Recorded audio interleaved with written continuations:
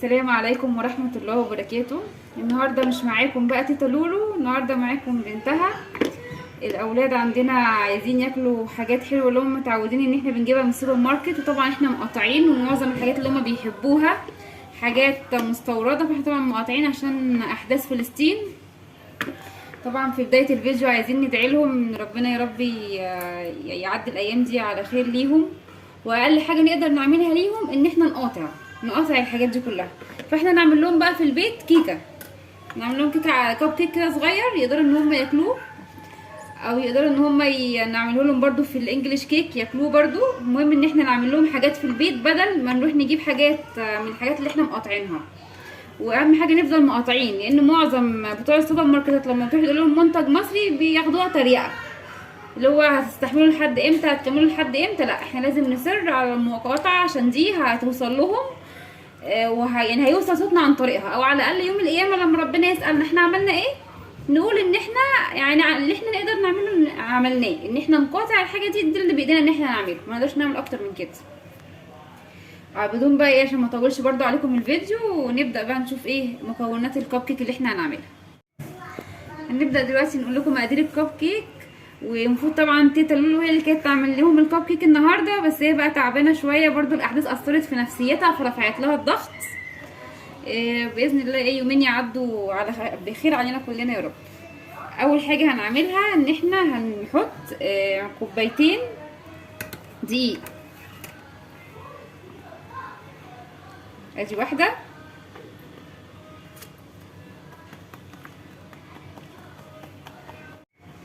المفروض طبعا كنا ندخل الكوبايه الاولانيه، بس يعني مش مشكله ندخل الثانيه او اي حاجه احسن من مفيش.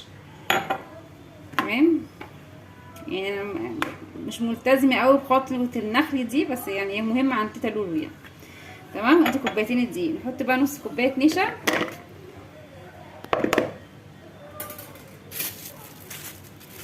دي كوبايه.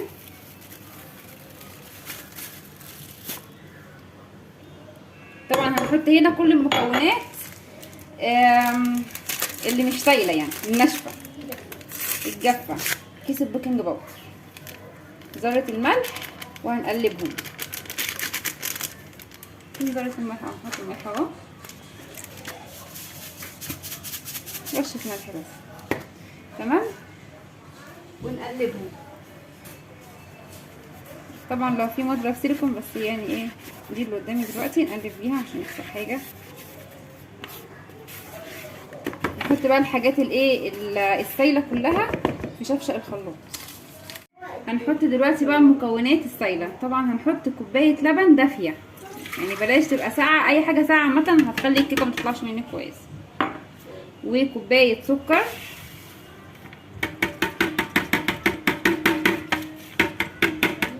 لازق فيها حبه نطلعهم برضه مش هنسيبهم يعني.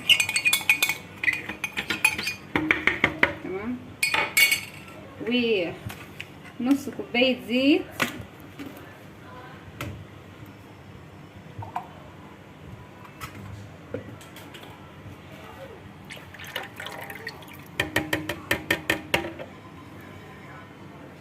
وهنحط بيضتين،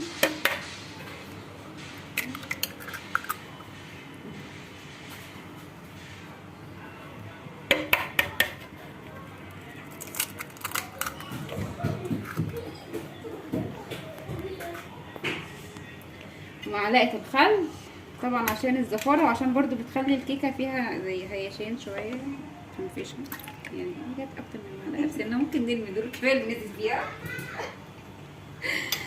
نحط بقى كيس الفانيليا ونحاول نضربهم في الخلاط 5 دقايق كده.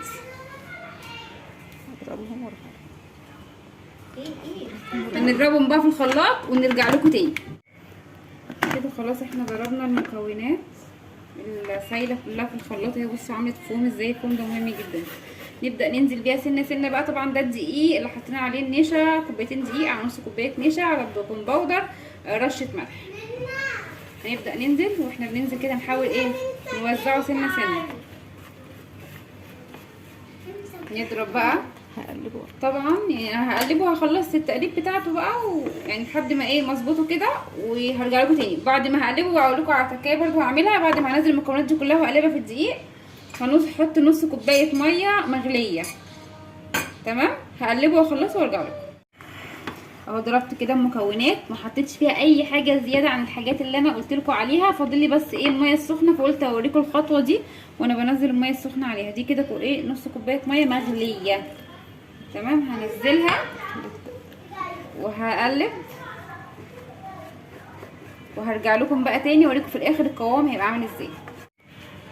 هصب بقى هنا في الخلاط، ليه الخلاط كده كده وسخ. تمام، فهنصب فيه بدل ما اجيب كبشه واقعد اوزع في قوالب الكب كيك كده بالكبشه، فانا هصب هنا مثلا نص الكميه، عشان انا النص التاني هحطه في الانجليش كيك واعمله لهم بالشوكولاته. تمام، فمثلا هشوف انا هحتاج قد ايه، هخليه في الخلاط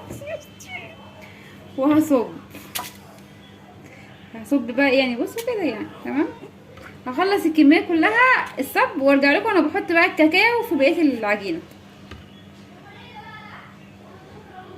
واحنا كده اهو صبينا قوالب الكب كيك كلها، ودلوقتي هنعمل بقى هنحط على بقيه العجينه دي معلقه كاكاو خام عشان نعملها في الانجليش كيك. تمام، طبعا ده كاكاو خام فما نحطش كتير، هي معلقه كبيره حلوه على ايه على الانجليش كيك. لو كيكايه كامله ممكن تحطي معلقتين.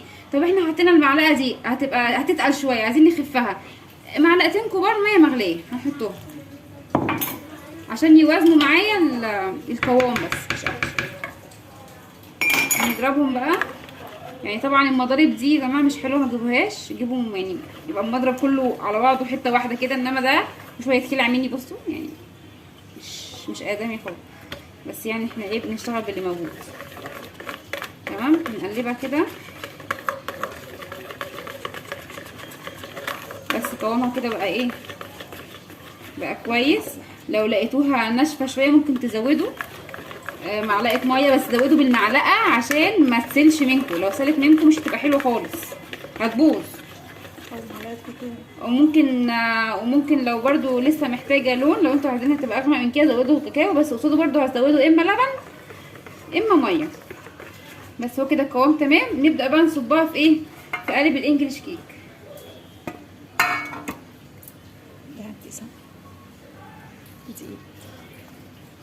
بس صبيناها، هصب بقى ايه بقيه الموجود ده، هنبدا ننزله. المعلقه جنبها ماشي، هنزلها بالمعلقه اسهل. المضرب ده بصراحه يعني ايه شلني مش حلو خالص. اما تجيبوا المضرب يبقى كله على بعضه ستانلس ما فيهوش حاجه متركبه ولا واصله، يبقى هو حته واحده كده. اما تجيبوه كله على بعضه سيليكون، انما الحته وحته ده بيتخلع من بعضه، لان المضرب بيحتاج مع قوه في الضرب، قوه في الضرب دي مع ان هو قطعه متركبه في بعضها بيتخلع منك. بس كده خلاص نزلنا تقريبا الكميه اللي موجوده كلها، ما خليناش حاجه يعني. طبعا الفرن شغال على درجه حراره 180، لازم يكون الفرن سخن.